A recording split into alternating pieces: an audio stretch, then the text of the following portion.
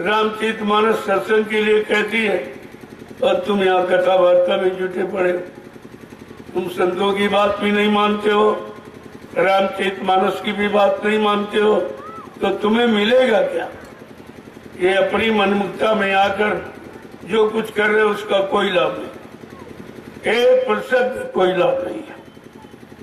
लेकिन इतनी जल्दी आपको समझ भी नहीं आएगा। ये तो जिस पर दया भई सतगुरु की वो ही हुए निहाल, और बाकी फंसे काल के जाल। जिन पर वक्ते मुर्शिद समय के सदगुरु की महान दया कृपा हो गई, उनको ये घड़ी मिलती है परमार्थ कमाने की। नहीं तो सब धर्मार्थ स्वार्थ लोग लालच में जुटे पड़े हो। तुमको परमार्थ मालूम ही नहीं है कि परमार्थ किसे कहते हैं। परमार्थ में कोई खर्चा नहीं है, परमार्थ देता है लेता नहीं है, और बाकी जो भी आप काम कर रहे हो सब लेने वाले, क्या इच्छा रखने वाले, स्वार्थ लोभ लालच की भावना, मान सम्मान अधिकार पाने की भावना रहती है। लेकिन संत मत प्योर परमार्थ की बात करता है, और जब तक आप इसको नहीं सुनोगे तो आपको कुछ नहीं मिलेगा।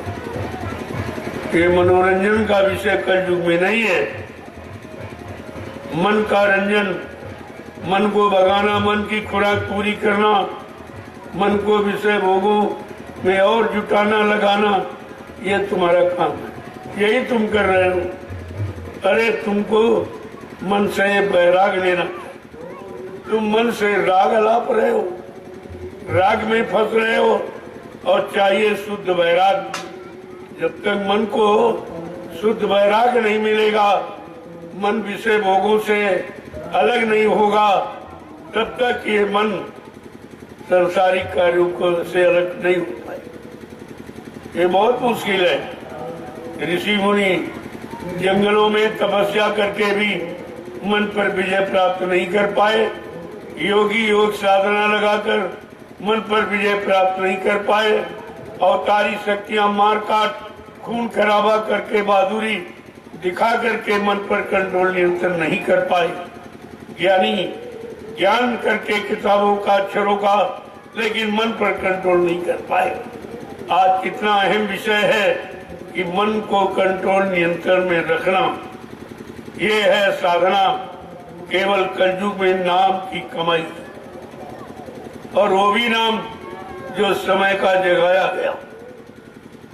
इसीलिए गोस्वामी महाराज को रामचरितमानस में ये कहना पड़ा तो एक राम दशरथ का बेटा, एक राम घट घट में लेटा, एक राम का सकल पसारा, लेकिन एक राम इन सब से न्यारा। उसकी बात संत मत करता, तो सबसे न्यारा है और सबसे अलग है, सारी शक्तियों को भेजने वाला, उनसे काम लेने वाला। आज इसी की तो चर्चा की जाए। यह तो लोगों की समझे में नहीं आ रहा। पहले बात तुम जानते ही नहीं हो, और कोई बताने वाला भी नहीं। जिसने किया होगा, करके कुछ पाया होगा, वो आपको पाने की बात करेगा, और जिसने किताबों में पढ़ा है वो पढ़ने की बात करेगा, जिसने सुना सुनाया वो सुनाने की बात करेगा, लेकिन जिसने करके पाया है वो पाने की बात करेगा। अब आपको क्या चाहिए? सुनना चाहिए, सुनाना चाहिए, गाना बजाना चाहिए, कि परमात्मा की प्राप्ति चाहिए। अभी तक निर्णय नहीं ले पाए हो अपने शैतान मन से।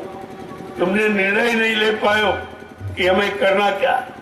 ये मानव शरीर किस काम के लिए मिला है, और वो काम हमसे कौन लेगा, वो काम कहाँ कराया जाएगा, और उस नाम के करने का लाभ हमें कौन देगा, ये सब जानकारी समय का सत्संग कराए, समय का सदगुरु कराए।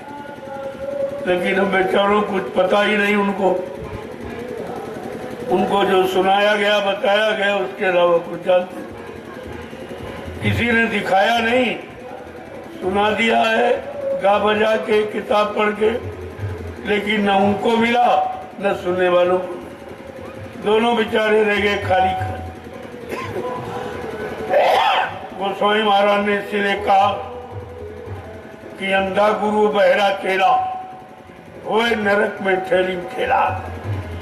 अंधा गुरु का मतलब जिस गुरु की दिव्य आंख ज्ञान चक्षु शिव नेत्र छड़ाई, तीसरा नेत्र नहीं खोला, तो वो दूसरों का क्या खोलेगा, दूसरों को क्या अनुभव कराएगा और उसका क्या लाभ लोगों को दिलाएगा।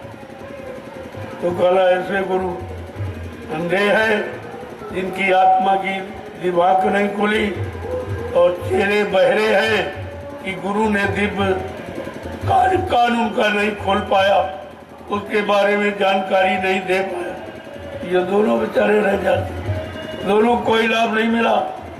और इस समय इसी की बहुतायत, जो करना चाहिए उसकी तो जानकारी इनको नहीं, जो नहीं करना चाहिए जिससे कोई लाभ मिलने वाला नहीं है, वही काम में सब जुटे पड़े।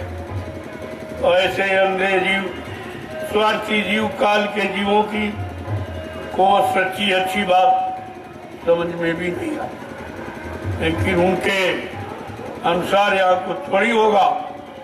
वो तो संत महापुरुष अपना काम करेंगे और करके दिखाएंगे, लेकिन आने वाले और लेने वाले, उसके अनुसार कर्म करने वाले तो कुछ पा जाएंगे और बाकी खाली के खाली रह जाए, कुछ नहीं मिलेगा। इसलिए कलयुग में संतों की महिमा, कलयुग में और किसी की नहीं। भगवान मर्यादा पुरुषोत्तम राम ने खुद कहा, अरे तुम उनकी भी बात नहीं मानते भगवान की। जब सबरी को उन्होंने ज्ञान भक्ति का दान दिया तो सर्वप्रथम भगवान राम ने कहा, ऐ सबरी, मैं तुम्हारी प्रेमा भक्ति पर बहुत खुश हूँ। मैं तुम्हें कुछ संकेत करना चाहता हूँ, कुछ कलयुग की भक्ति की जानकारी देना चाहता हूँ कि कलयुग में सबसे बड़ी महान शक्ति भक्ति किसकी। तो भगवान राम ने क्या कहा, प्रथम भक्ति संतन कर संगा, दूसर रति मम कथा प्रसंगा। का पहली भक्ति है संत महापुरुषों के मिलन, उनके दर्शन दीदार, उनके सत्संग वचन, उनका आदेश हुकुम का पालन करना। ये कलयुग में पहली भक्ति है संतों। ये भी नहीं समझ पा रहे, जो लिखा है रात दिन चिल्लाते, लेकिन बेचारे समझ कुछ नहीं पाते। जब तक कोई समझदार नहीं मिलेगा जिसने समझा और समझ करके कुछ किया और कुछ लाभ प्राप्त किया, जब तक वो नहीं मिलेंगे तब तक ये जानकारी भी आपको किताबों की। रामचरितमानस केवल अध्यात्म का ग्रंथ, वो तो संसार की उपमा, संसार का उदाहरण लेकर समझाने के लिए गोस्वामी जी महाराज ने कहीं कहीं प्रयोग किया, अन्यथा उनका लक्ष्य उद्देश्य प्रभु प्राप्ति का। साफ उत्तरकांड को आप पढ़ लीजिए, तुम्हारे सारे प्रश्नों का उत्तर मिल जाएगा, तुम्हारे मानव जीवन की सारी समस्याओं का समाधान हो जाएगा। लेकिन जब जानोगे तब तो, समझोगे तब तो। केवल पढ़ने पढ़ाने चिल्लाने से काम नहीं हो, काम होगा करने से, और करना कोई सिखाएगा नहीं क्योंकि किसी ने किया नहीं। सब किताबें पढ़ के तुम्हें सुना रहे, जिसमें उनका कोई अनुभव नहीं है।